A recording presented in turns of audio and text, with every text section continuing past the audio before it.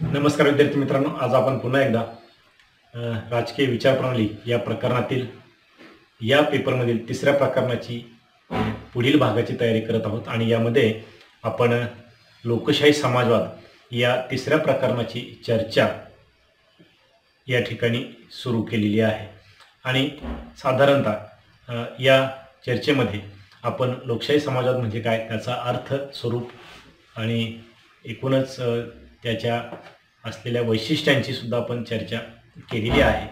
आजचा जो भाग आहे हा लोकशाही समाजवादाच्याच दृष्टीने या तिसऱ्या प्रकरणाच्या दृष्टीनेच महत्त्वाचा आहे आणि यामध्ये लोकशाही समाजवादाची ही काही प्रकार आहेत, या प्रकारांची आपण या ठिकाणी प्रामुख्याने चर्चा करणार आहोत.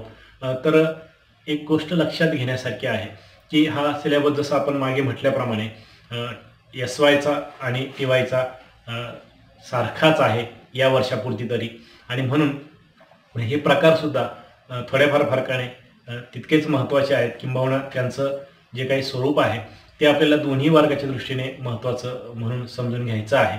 तर यामध्ये लोकशाही समाजवाद हा जो काही विचार आहे हा विचार आपण समजून घेतला आणि त्यामध्ये आपलं असं लक्षात आलं की लोकशाही आणि समाजवाद हे वेगळं नसून लोकशाहीतील चांगली मूल्य आणि समाजवादातील चांगली मूल्य अशा दोन तत्वांच्या माध्यमातून हा विचार पुढे आलेला आहे आणि म्हणून याचे जे काही प्रकार आहेत हे प्रकारसुद्धा आपल्याला या ठिकाणी अभ्यासणं महत्त्वाचं ठरतं.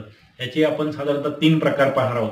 यातला पहिला आणि महत्त्वाचा जो काही प्रकार आहे आपल्या दृष्टीने तो आहे श्रमिक संघवाद किंवा ज्याला श्रमिक संघ समाजवाद असं म्हणतात. याला इंग्रजीमध्ये सिंडिकॅलिझम असं म्हटलेलं आहे. सिंडिकॅलिझम या शब्दाचाच अर्थ मराठी स्वरूपामध्ये श्रमिक संघवाद किंवा कामगारांचा जो काही समाजवाद आहे असं म्हटलेलं आहे. पण मुळात लोकशाही समाजवाद हा विचार लोकशाहीच्या अंगाने म्हणजेच अधिकाधिक जनतेच्या प्राधान्याने विचार करणारा विचार आहे आणि असं असताना कामगार हा सुद्धा एक घटक म्हणून या दृष्टीने श्रमिक संघवाद हा म्हणजेच सिंडिकॅलिझम हा जो विचार आहे हा 19व्या शतकाच्या उत्तरार्धात फ्रान्समध्ये कामगार चळवळीतून पुढे आलेला आहे असं आपल्या लक्षात येतं. तर सिंडिकॅलिझम या तत्वाचा जो काही उदय आहे तो फ्रान्सच्या भूमीमध्ये झालेला आहे आणि 19व्या शतकाच्या दरम्यान ही विचारसरणी पुढे आली. 19व्या शतकाचा आपण जर विचार केला तर दुसऱ्या महायुद्ध आणि त्या दरम्यानचा कालावधी, या कालावधीमध्येच आपण पाहिलेलं आहे की जे अनेक नवीन राष्ट्र जे आहेत ती स्वतंत्र झाली आणि त्यांनी आपल्या वेगवेगळ्या विचारसरणीचा स्वीकार करायला सुरुवात केली. मात्र देशहितासाठी असलेली एक विचारसरणी आणि जेव्हा एखादा विशिष्ट समूह आपल्या विचारसरणीला अनुसरून एखाद्या वेगळ्या किंवा नवीन विचारसरणीचा स्वीकार करतो, तसंच काहीसं श्रमिक संघ समाजवादाबद्दल आपल्याला म्हणता येईल. या दृष्टीने आपण श्रमिक संघवादाचा अर्थ जर पाहिला तर आपलं असं लक्षात येईल की श्रमिक संघवाद ही जी समाजवादी विचारप्रणाली आणि चळवळ आहे.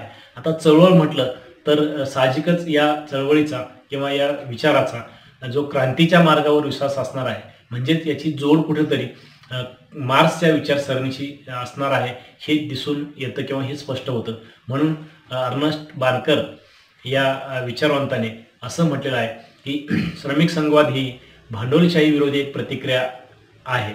साहजिकच या ठिकाणी या चळवळीचं रूपांतर एका प्रतिक्रियेमध्ये होतं आणि ही चळवळ विशेषतः भांडवलशाहीला विरोध करण्यासाठी निर्माण झाली आहे असंही या ठिकाणी दिसून येतं. म्हणून EM जोड या विचारवंतांनी देखील श्रमिकवादाबद्दल असं म्हटलेलं आहे की श्रमिक संघटनांच्याद्वारे नवा समाज निर्माण करू पाहणारा व श्रमिक संघटनांना नव समाजात पायाभूत मानणारा सामाजिक सिद्धांत म्हणजे श्रमिक संघवाद होय. थोडक्यात काय तर श्रमिक संघवाद हा विचार एकंदरीतच मार्क्सच्या विचारसरणीचा पाठपुरावा करणारा विचार आहे. भांडवलशाहीला विरोध करणे आणि श्रमिक संघटनेला महत्त्व देणे हा एक प्रकारचा दृष्टिकोन या विचारसरणीने घेतलेला दिसतो. तर याची तत्वे काय, वैशिष्ट्ये काय ही थोडक्यात आपण पाहिली तर आपलं असं लक्षात येईल की श्रमिक संघवाद हा जो काय किंवा सिंडिकॅलिझम ही जी काही जो विचार आहे ही मुळात श्रमिकांची चळवळ आहे. हे त्याचं पहिलं आणि महत्त्वाचं तत्व किंवा वैशिष्ट्य आपल्याला सांगता येतं. कारण का तर श्रमिक संघवाद मुळात मार्क्सवादी विचारसरणीवर आधारलेला आहे आणि मार्क्सने कामगारांना एकत्र येण्याचं आव्हान केलं. मार्क्सने कामगारांच्या चळवळीला महत्त्व दिलं आणि यासाठी त्याने क्रांतीच्या मार्गाचा सुद्धा स्वीकार केला. अशा या विचारसरणीला अनुसरून ही विचारसरणी असल्यामुळे श्रमिक संघवाद ही कामगारांची चळवळ ठरते. आणि दुसरं तत्त्व किंवा दुसरं वैशिष्ट्य आपण पाहिलं तर हे आपलं लक्षात येतं की भांडवलदारांची राजकीय संघटना या ठिकाणी त्यांना मान्य नाही. त्यामुळे भांडवलदारांच्या विरोधात ही विचार प्रणाली आहे किंवा भांडवलदारांच्या विरोधी जाऊन विचार करणारी ही तत्वप्रणाली आहे असं तिचं वैशिष्ट्य सांगता येतं.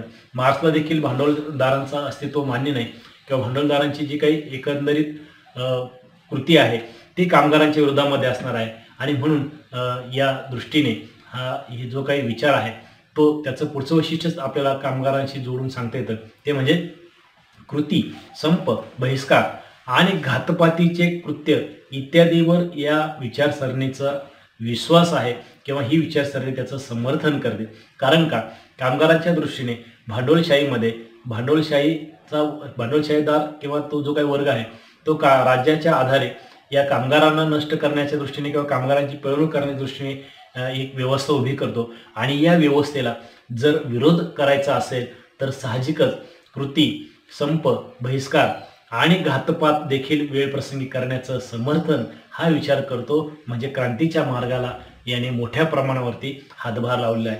याचं पुढचं महत्त्वाचं वैशिष्ट्य आपल्याला असंही सांगता येईल की कामगारांच्या दृष्टीने राष्ट्रवादाला अर्थ नाही. राष्ट्र हे किंवा राष्ट्रवादीची काही भावना आहे तिचा विकास या ठिकाणी कमी होताना दिसतो. कामगार हे श्रमिक आहेत आणि त्यांना त्यांच्या कुटुंबाचा प्रश्न महत्त्वाचा आहे. राष्ट्रवाद या दृष्टीने ते कमी महत्त्व देतात आणि म्हणून कामगारांच्या दृष्टीने राष्ट्रवादाला या ठिकाणी अर्थ नसल्याचं दिसून येतं. ही तत्त्व या ठिकाणी सांगता येतं.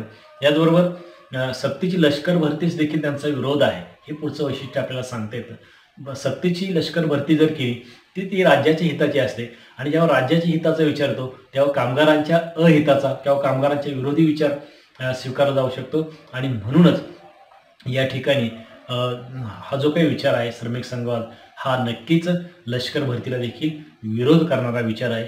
याशिवाय कामगार संघटनांनी मालमत्तेचे व्यवस्थापन करावे या भूमिकेशी ते ठाम आहेत. आणि म्हणून हे पुढचं जे काही वैशिष्ट्य आपल्याला सांगता येतं ते म्हणजे कामगारांच्या हाती व्यवस्थापन असावं असं या विचारसरणीतून स्पष्ट होतं. एकूणच काय तर लोकशाही समाजवादाच्या ज्या विचारांची आपण चर्चा करतो त्यातील जो काही मुख्य एक प्रकार आपण पाहिला तो म्हणजे श्रमिक संघवाद. आणि या श्रमिक संघवादाची तत्वे किंवा वैशिष्ट्ये जर पाहिली तर यातून आपल्याला एकच स्पष्ट होतं की हा विचार कामगारांच्या बाजूने झुकणारा आहे, राज्याच्या विरोधी आहे, भांडवलशाहीच्या विरोधी आहे आणि क्रांतीचा मार्ग स्वीकार करत असताना मार्क्सवादावर यांचा पूर्णपणे विश्वास आहे. या बाबी आपल्याला या ठिकाणी ठळकपणे सांगता येतील. तर आपण या पहिल्या प्रकारच्या चर्चा इथे थांबणार आहोत. मात्र पुढील भागामध्ये आपण यानंतरचा जो काही प्रकार आहे तो पाहणार आहोत. तर थांबूयात. धन्यवाद.